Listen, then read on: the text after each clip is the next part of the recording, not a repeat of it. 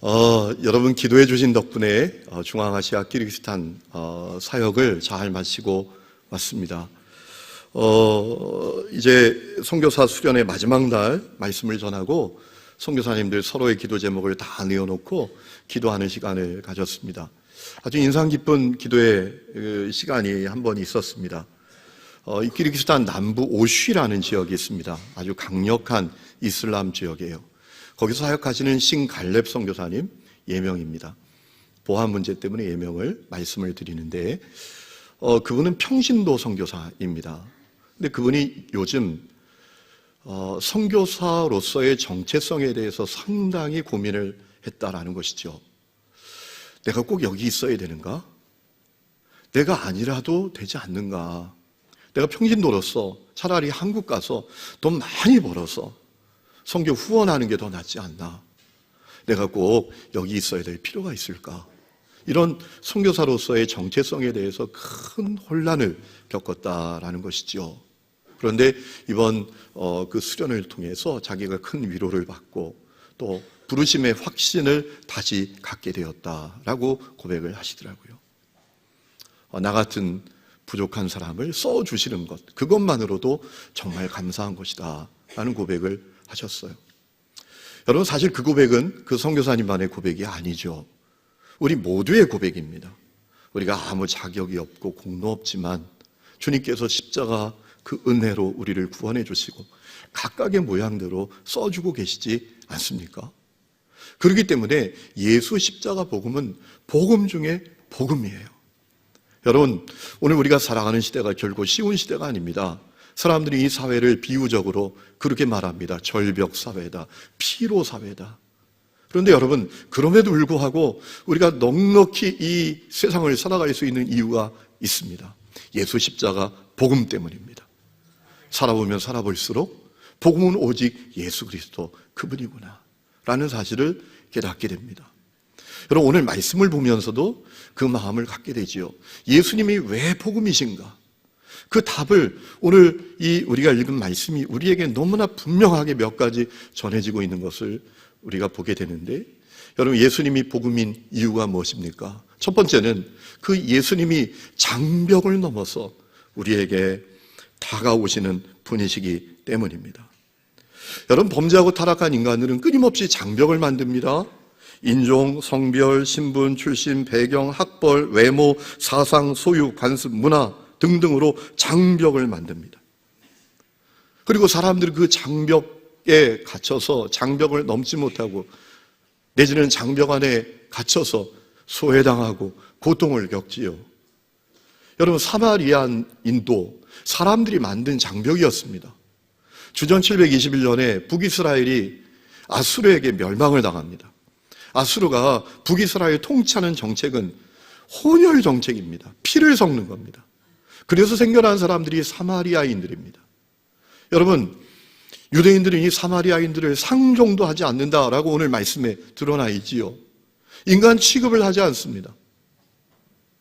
여러분, 이제 이스라엘 남부에 있는 예루살렘에서 북쪽에 있는 갈릴리로 가는 방법이 세 가지 길이 있습니다. 지중해 해변길이 있습니다. 왕의 대로라고 불립니다. 또 요단강 동편에 있는 길이 있습니다. 그리고 가장 짧은 길이 있습니다. 사마리아를 통과해서 가는 길입니다.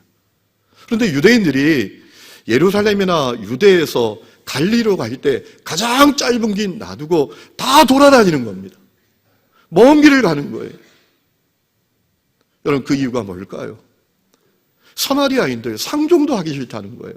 저 인간 같지 않은 것들, 저 더러운 것들, 그러면서 상종하지 않는 겁니다. 보기 싫다는 거예요. 그래서 짧은 길 놔두고 다 멀리 돌아다니는 거예요. 여러분, 사마리아인들은 철저히 소외당하고 고통 가운데 살던 사람들이었습니다. 그런데 오늘 말씀을 보니까 예수님께서 유대에서 갈리로 가시는데 사마리아를 통과해서 가시는 것입니다. 무슨 말씀이에요? 주님은 장벽을 허무시는 겁니다. 장벽을 넘어서 소외된 사람들, 울고 있는 사람들, 고통받는 사람들에게 찾아가셨다라는 사실이에요. 여러분, 예수님께서 사마리아인이라는 장벽을 넘으시기 전에 넘으셨던 장벽이 있습니다. 죄의 장벽이에요. 사람이 범죄하고 타락함으로 말미암아 하나님과 사람 사이에 장벽이 생겼습니다. 죄의 장벽이었습니다. 그 죄의 장벽 때문에 하나님과 사람이 분리됩니다. 단절됩니다. 하나님께 가까이 갈 수가 없습니다. 고통과 저주 가운데 살다가 멸망당하게 되었습니다. 여러분, 어느 날 예수님께서 그 장벽을 넘으시는 것입니다. 하나님이신 그분이 사람이 되어서 장벽을 넘어서 우리에게 오신 거예요. 십자가에 매달려 대속제물이 되신 것입니다. 주님께서 장벽을 넘어서 우리에게 찾아오시지 않았습니까? 여러분, 에베소서 2장 13절을 보면 바울이 그것을 증언하고 있습니다. 이제는 전에 멀리 있던 너희가 그리스도 예수 안에서 그리스도의 피로 가까워졌느니라. 그는 우리의 화평이신지라 둘로 하나를 만드사 원수된 것 곧 중간에 막힌 담을 자기 육체로 허무셨다. 예수님의 성육신으로, 예수님의 십자가 대속의 죽음으로 주님은 장벽을 넘으셨다라는 거예요. 여러분, 오늘도 그 역사는 계속되고 있습니다. 주님은 장벽을 넘어서 찾아오고 계십니다. 누구도 찾지 않는 사람들 찾아가십니다. 한숨과 절망과 눈물과 고독과 고통으로 사는 사람들을 주님은 장벽을 넘어서 찾아가시는 거예요. 이번에 제가 키르기스탄 사역을 마치고 카자흐스탄 이웃 나라로 갔습니다. 거기서 이제 목사님들에게 말씀을 전할 기회가 있었는데, 여러분, 이번에 카자흐스탄 현지인 목사님들입니다. 한국인들이 아니라 현지인 목사님들을 만나면서 느꼈던 게 있는 게, 이 카자흐스탄 목사님들은 다 사연이 있는 거예요. 빠샤라는 목사님이 계십니다. 이름도 외우기 쉬워요. 빠샤 목사님이 계신데, 이분은 살인범이었습니다. 군에 있을 때 내무반에서 총기를 동료들에게 난사했어요. 사람이 죽었어요. 8년 동안 감옥에 갇혔어요. 로마라는 이름을 가진 현지인 목사님이 계십니다. 그분은 조폭이었어요. 마피아였어요. 그런데 그분들이 예수님을 만나고 목사가 되었어요. 그 이유가 뭡니까? 인간 취급 안 하고 죄인 취급하고 버러지 취급당하는 자기들 누구도 가까이 하지 않고 누구도 찾아오지 않는데 예수님이 찾아오신 거예요. 어느 날 예수님이 그들에게 찾아오신 거예요. 너 있는 모습 그대로 내가 사랑한다. 너를 향해서 내가 놀라운 계획을 갖고 있다. 내가 널 위해서 십자가에 매달려 죽었다. 그 주님을 만난 거예요. 장벽을 넘어서 찾아오신 주님을 만나고 그분들이 목사가 된 거예요.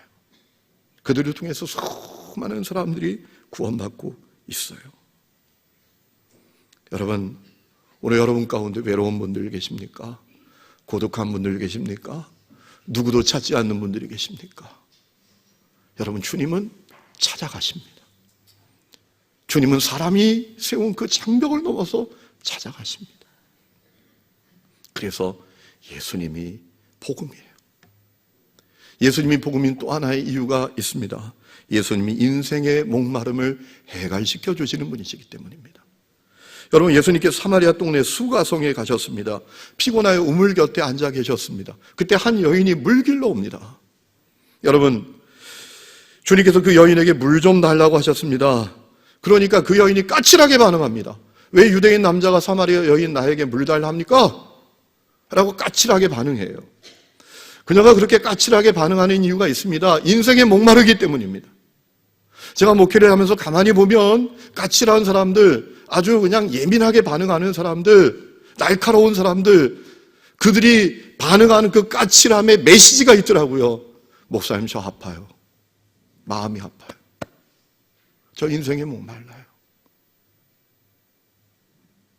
한 번은 제가 운전하고 가는데 이렇게 깜빡이를 켜고 불법을 행한 것도 아니고 이제 좀 차선을 잘못 써서 옆으로 이렇게 들어갔더니 뒤에 있는 분이 뿡 하고 오더니 옆에 차를 대더니 창문을 내리고 저한테 이 새끼 죽어 막.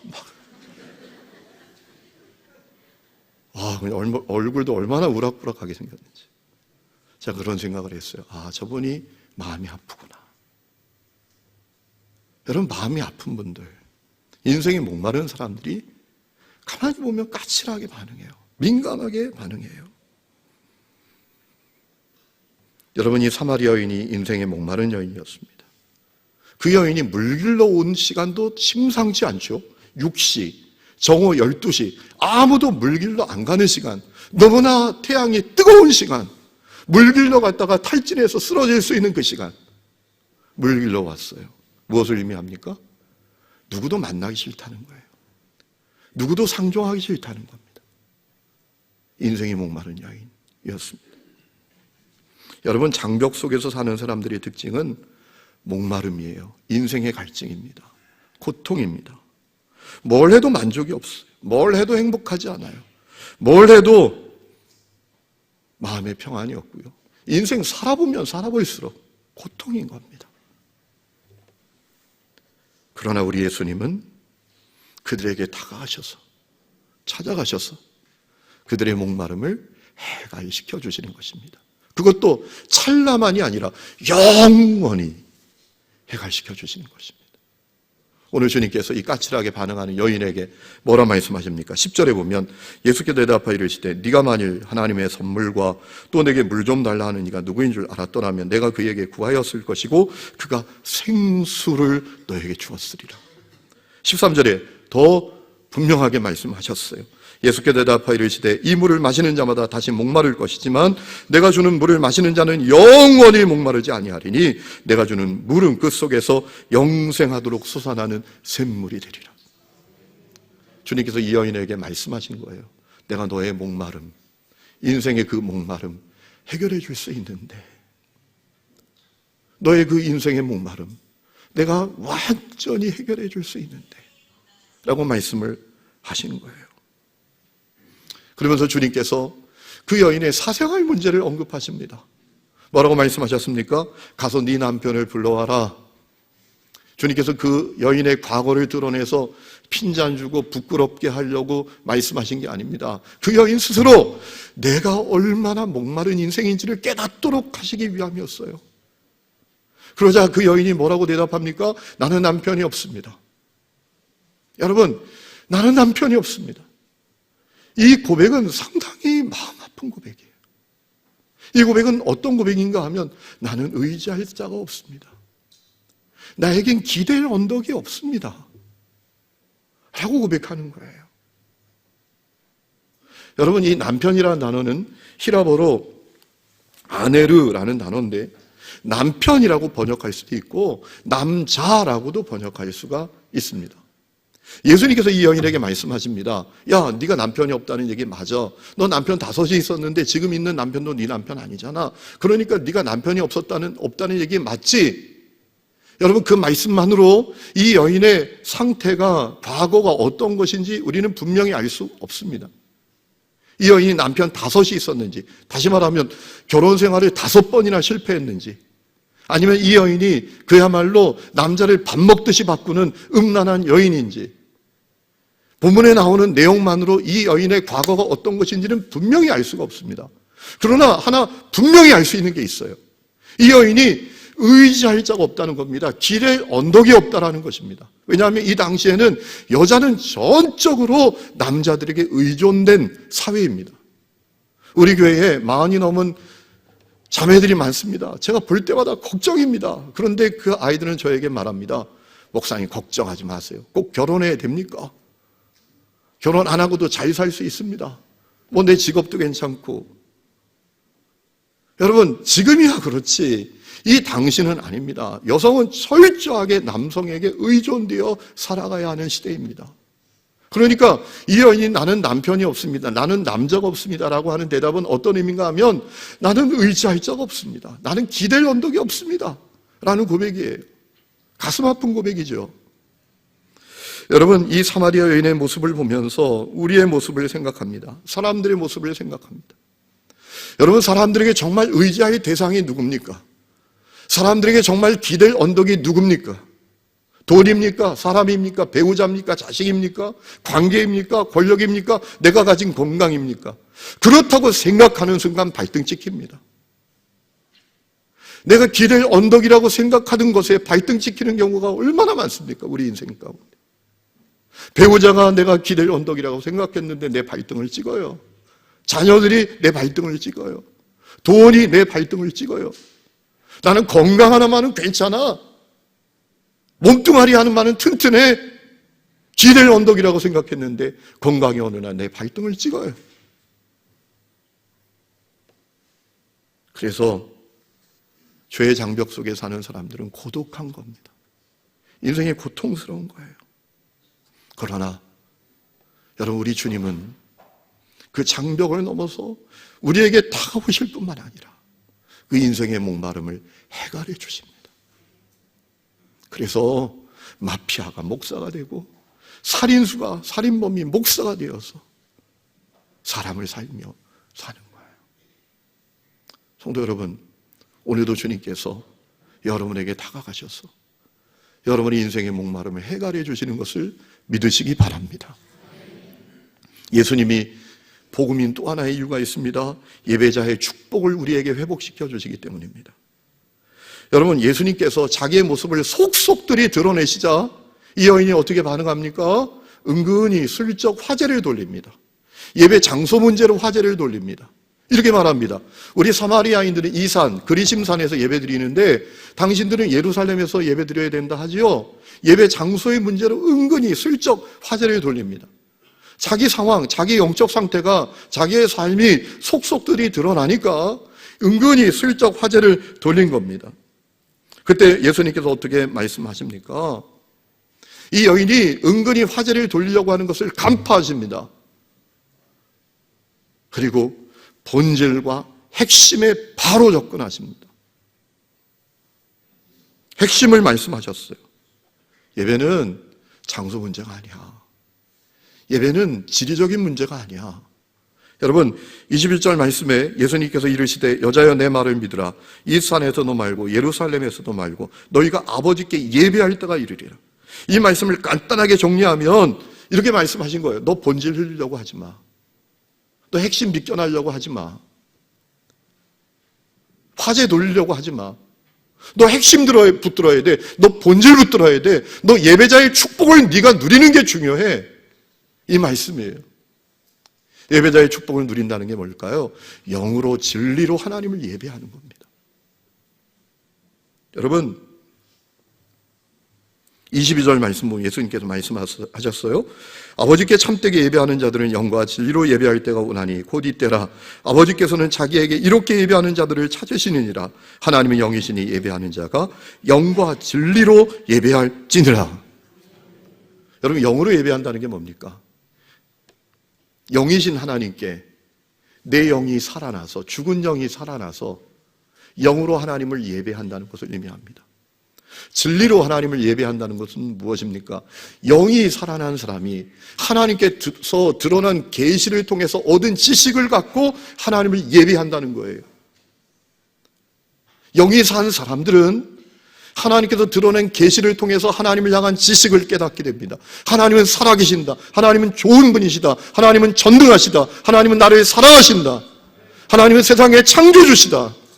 하나님은 영이시고 내가 드릴 때, 예배 드릴 때 이 자리에 영으로 임재하신다. 하나님은 시퍼렇게 살아계신다. 이 지식을 하나님이 드러내 주시는 계시를 통해서 갖게 됩니다. 그리고 그 영적인 지식을 가지고 예배하게 됩니다. 그게 진리로 예배하는 것입니다. 여러분, 그렇다면 어떻게 우리가 영과 진리로 예배할 수 있습니까? 예수님 통해서 그렇게 할 수 있어요. 여러분, 하나님께서 사람을 하나님의 형상대로 만드셨어요. 영적인 존재로 지으셨어요. 영적 생명을 사람에게 불어넣어 주셨어요. 하나님께서 태초에 우리를 창조하실 때 그 코에 생기를 후 하고 불어넣어 주셨어요. 이것은 무엇을 의미합니까? 하나님의 본성, 하나님의 영을 우리 가운데 불어넣어 주셨다라는 거예요. 하나님께서 우리를 하나님의 형상대로 창조하셨다는 것은 하나님의 영을 우리에게 불어넣어 주셨다는 거예요. 영으로 하나님을 예배하도록, 영으로 하나님을 예배하면서 하나님과 관계와 교제와 하나님과 교통하면서 하나님께서 계시해 주시는 그 영적인 지식을 얻어서 하나님께 예배하도록 하나님의 영을 우리에게 불어넣어 주셨어요. 그런데 사람이 범죄하고 타락하면서 영이 죽었어요. 그래서 하나님을 영으로 예배할 수 없게 되었어요. 진리로 하나님을 예배할 수 없게 되었어요. 여러분, 영이 죽은 사람은 영으로 진리로 예배하지 못합니다. 예배를 드린다고 해도 자기 신념을 예배합니다. 자기 사상을 예배합니다. 문화를 예배합니다. 사단을 예배합니다. 우상을 예배합니다. 영이 죽은 사람은 영으로 하나님을 예배하지 못합니다. 진리로 예배하지 못합니다. 그래서 예배를 드리지만, 교회에 다니지만 마음은 공허하고 고독하고 절망이고 저주고 행복이 없고 감사가 없는 거예요. 여러분, 그런 인간들을 위해서 예수님이 이 땅에 성육신 하셨어요. 십자가에 매달린 대속제물이 되셨어요. 그래서 그 예수님을 나의 주, 나의 그리스도로 믿을 때 우리의 영이 살아나게 된 줄로 믿습니다. 예수를 믿을 때 죽은 영이 살아나는 거예요. 죽은 영이 살아납니다. 그래서 영으로 하나님을 예배하고 진리로 하나님을 예배하는 거예요. 여러분, 예수님 아니면 영으로 예배할 수가 없습니다. 예수님으로 말미암아 영이 살지 않으면 우리가 진리로 하나님을 예배할 수가 없습니다. 여러분, 그러니까 예수님의 이름이 진정한 복음이에요. 예수님으로 말미암아 우리가 예배자의 축복을 누리게 되었어요. 영으로 진리로 하나님을 예배하면서 예배할 때마다 주님께서 우리를 치유해 주시고 우리를 변화시켜 주시고 우리를 회복시켜 주시고 우리에게 영적인 생명을 공급해 주시고 영적인 진리를 깨닫게 되는 거죠. 문제보다 하나님이 더 크신 분이시다. 내게 있는 고난보다 주님이 더 전능한 분이시다. 이 진리를 예배 때마다 깨닫게 되기 때문에 승리하는 삶을 살게 되는 것이잖아요. 주님께서 사마리아 여인에게 그 얘기 하신 거예요. 너 문제의 본질을 흐리려고 하지 마. 너 화제 돌리지 마. 너에게 정말 중요한 게 있어. 네가 영으로 진리로 예배하는 예배자가 되는 거. 그거 중요해. 그때가 되었어. 내가 왔잖아. 영으로 진리로 예배할 때가 되었어. 너가 그런 예배자가 되어야 돼. 라고 말씀하신 거예요. 여러분, 오늘 이 말씀이 우리에게 얼마나 중요한 말씀인지 몰라요. 우리도 사마리아 여인처럼 내 영적인 상태가, 내 삶의 상태가 드러날까 봐 본질을 흐릴 때가 많잖아요. 화제를 돌릴 때가 많잖아요. 순모임 모여도 빨리 끝내자. 따로 모이지 말자. 짧게 하자. 삶 나누는 거 그딴 거 하지 말고 그냥 순모임 나눈 지에 있는 그 목사님 설교 요약본이나 읽고 끝내자. 본질을 흐리는 거예요. 내 영적인 상태, 내 존재의 모습이 속속들이 드러날까 봐. 화제를 돌리고 싶은 거죠. 그래서 존 웨슬리 목사님이 소그룹으로 모일 때마다 그 사람들에게 꼭 3가지 질문을 던지고 답하게 했어요. 첫 번째 질문은 이런 것입니다. 당신은 죄 사함 받았습니까? 두 번째 질문은 당신에게 내적인 구원의 확신이 있습니까? 당연히 교회 다니는 거 말고 당신 목사, 장로, 권사, 집사 이런 직분 가진 거 보이는 거 말고 당신이 교회 일을 하는 거 말고 당신에게 내적인 구원의 확신이 있습니까? 당신에게 하나님의 영이 당신과 함께 한다는 증거가 있습니까? 그 증거는 무엇입니까?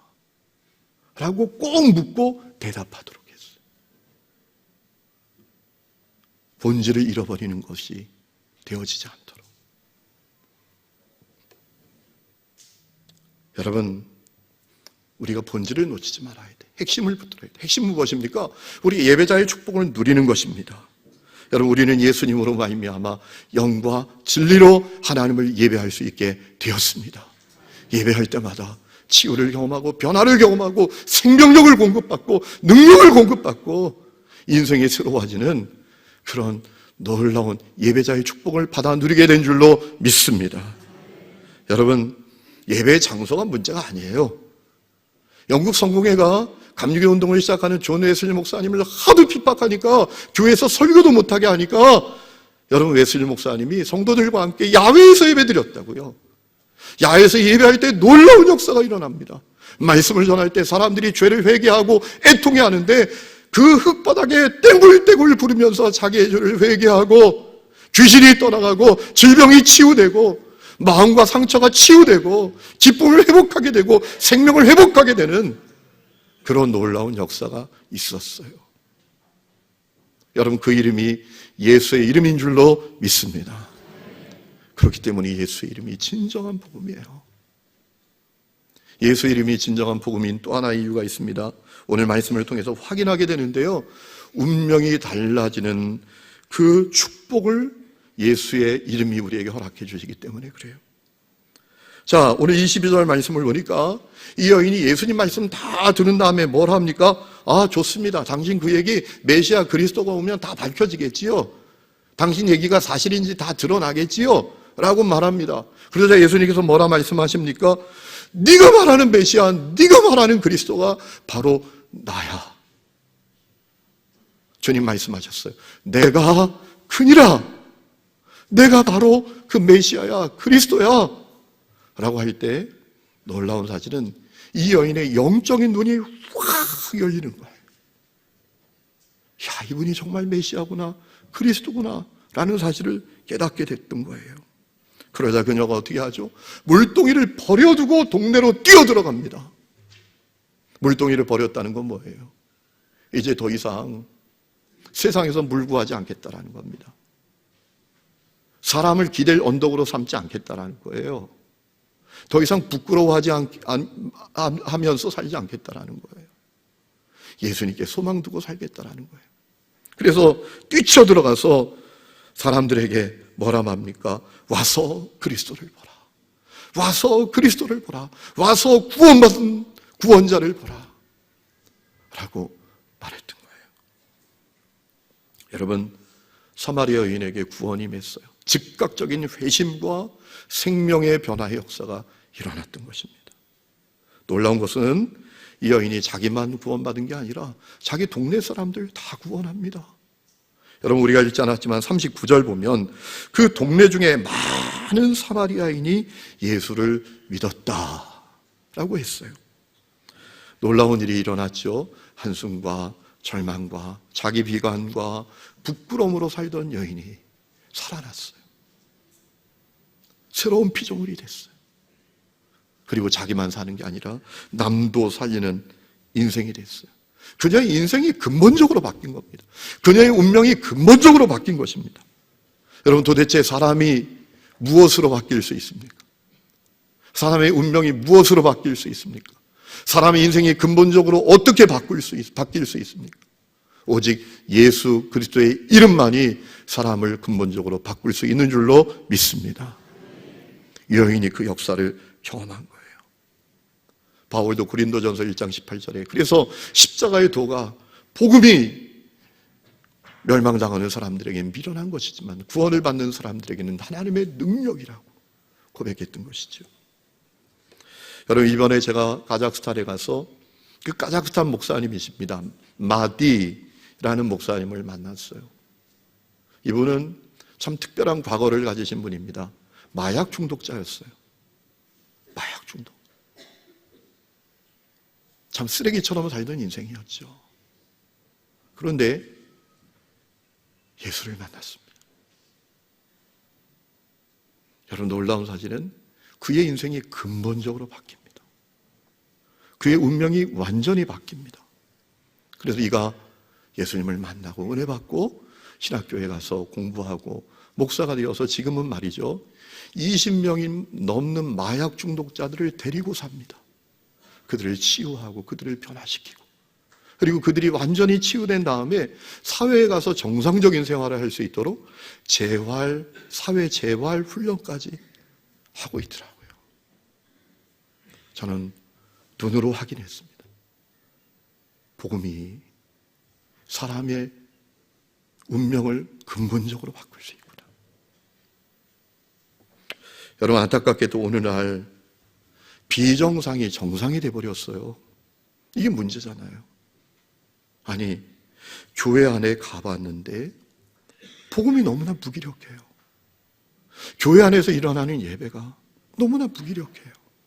생명의 역사가 없어요. 변화의 역사가 없어요. 여러분, 주님이 원하시는 교회는 어떤 교회일까요? 장벽 쌓지 않는 교회입니다.